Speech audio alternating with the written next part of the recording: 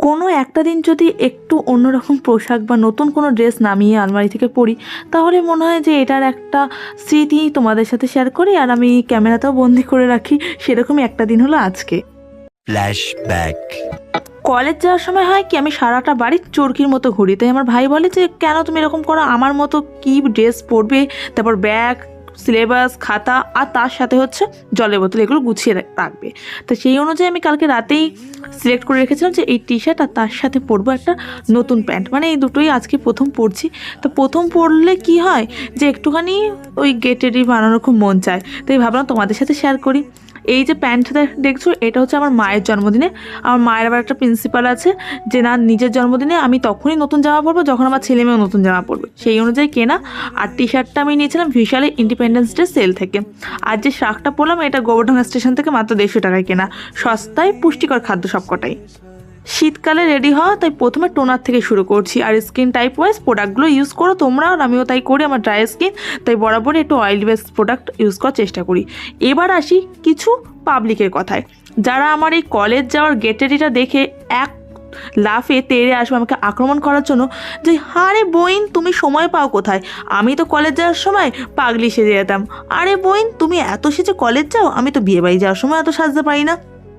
কিছু পাবলিকের কমেন্টস থাকে তো এরকম, বাপরে বাপ এরা ক্লাস করে কখন, সারাটা দিন তো সাজতেই লাগিয়ে দেয়।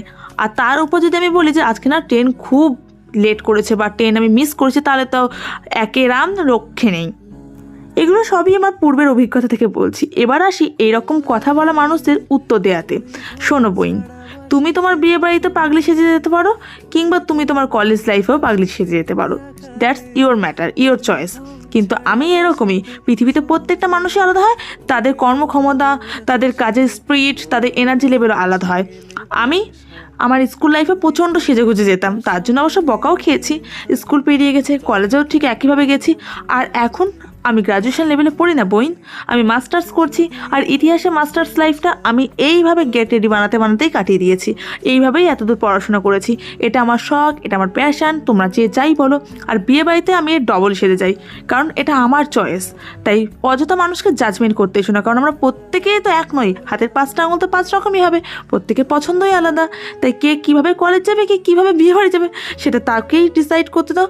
আর আরও একটা বিষয়, যারা আজকে গেটেডি দেখে এটা ভাববে যে কলেজে পড়তে যায় না, সাজ দেখাতে যায়, তারপর পড়ার টাইম পাই কোথায়, ধরেই নাও না আমি পড়ার টাইমও পাই না আর কলেজে সাজিয়ে দেখাতে চাই। আর এইভাবেই না মাস্টার্সটা করছি, তাও রেগুলারে। ওকে, সো চলো এবার আমি কীভাবে সাজি সেটা একটু দেখা যাক। আমি ভীষণভাবে কনফিউজড হয়ে যাই যে আমার ক্যামেরাটা ভালো না আমার ভাইয়ের ক্যামেরাটা ভালো। আজকে যেহেতু কলেজ যাব, আর কলেজ গেলে সারাটা দিন তো আমার ফোন খেতে পারবে না, তাই ফোনকে খাওয়াতে দিয়েছি, মানে ফোনে চার্জ খাচ্ছে। তাই ভাইকে বললাম, ভাই তুই তো বাড়ি আছিস, তোর ক্যামেরাটা দিয়ে দেখো, ওর ক্যামেরায় আমি গেট রেডি বানাচ্ছি, কি স্মুথ লাগছে না। আর আমার ক্যামেরাটা আমার কাছে মানে কি একটু অরেঞ্জিশ। আবার আমার ভাইয়ের ক্যামেরাটা প্রবলেম আছে, অনেক আলোর ভিতর আমার ভাইয়ের ক্যামেরাটা গেলে না একদম ঝলসে যায়। তাই আমি ভীষণ কনফিউজড হয়ে যাই কোনটা ভালো, আমারটা না ভাইয়েরটা। এনিওয়েজ, হেয়ারটাকে আজকে খোলাই রাখবো ভাবছি। এই ক্লিপগুলো কালকে তোমাদের দেখালাম না, তার মধ্যে একটা নতুন ক্লিপ নিয়ে নিয়েছি। আচ্ছা কেমন লাগছে বলো তো? মায়ের দেওয়া রেড কালার প্যান্টটা না আমি দুর্গাপুজোর সময় অনেকবার পরার চেষ্টা করেছিলাম, কোনো টপসের সাথে যাচ্ছিল না। লাস্টে এই টি শার্টটা দিয়ে মানে পেয়ার আপ করলাম, ভালো লাগছে। কিন্তু কালকে দেখিয়েছে যে ব্যাগটা, এই ব্যাগটা আজকে প্রথম নিচ্ছি। একটু বড় সড়ো ব্যাগই আমার কলেজে লাগে, আর ওই পিট ব্যাগগুলো নিতে পারি না, কাঁধে প্রচণ্ড ব্যথা করে। হ্যার ইজ মাই ফাইনাল লুক। রোদ্দুরের মধ্যে দেখো মুখটা কি চকচক করছে না। আজকের লুকটা যদি ভালো লেগে থাকে অবশ্যই লাইক করো, তোমাদের মতামত কমেন্টসের মাধ্যমে জানাতে একদম ভুলো না। যারা যারা আমার পরিবারের এখনো সদস্য হয়নি, ঝটপট বঙ্গলমনা পেজটা ফলো করে সঙ্গে থাকো। চাইলে ইনস্টাগ্রামে ফলো করতে পারো, ইনস্টাগ্রামের লিঙ্ক ডিসক্রিপশন বক্সে দিয়ে দেবো, সবাই ফলো